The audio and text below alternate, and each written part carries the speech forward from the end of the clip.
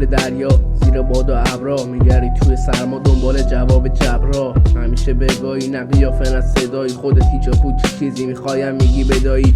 توی باقی یا خائن یا یاقی، توی بازی‌های واقعی رود میریزن داغیر. یا که دنبال یه آدم کسخل، یا دنبال گلی یا دنبال ساقی. یا توی ساحل یا تشپولی یا شاغل، یا یه مفنگی یا عاقل یا وراجی یا ساکت. فرار جنگل هم بیکاری هم انگل، گشادی همه تنگه تو خوبی همه ننگل. سیگار کوبایی هستن، تیپای پولداری هستن، ناکل جردن آدم هاست از ما هم سورداری هستن.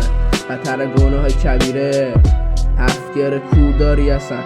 دنبال شرقی تو ساحل شرقی، عاشق بحری موسیقا برقی. شکم چربی صخره‌های غربی، چیکم من چی تفره میری سگی. زندگی عادیه پسر بخونه شد لذت ببر، جنبه غربی به سم میبری پس لذت کم.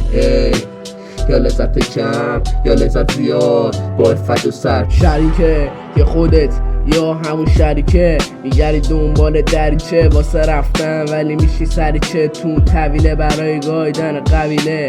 نداره کاری کسی با تون، میمالی در همه جا کشم براتون. میشین جمع سریعن ولی خب بساطتون به راه بد و جنگ سر جمع به همه میزنید سریعن.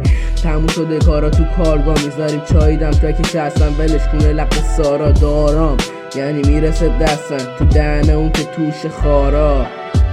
کسی شده سر تا پا تو روز خونه عمو دینا، برو بشی خودت تو تمیز شدی حالا ولی ذات کسی فونده. خب معلوم آدمی که سر تش میشه کب، حالا بیشتر از تجربت حرف نزن. اگه بگاهیمت بگاه میری و حالا کاری نداریم، وگرنه پایین خونتی تو دستانی همه لابی شد.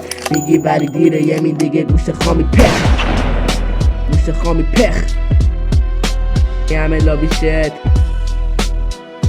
شنا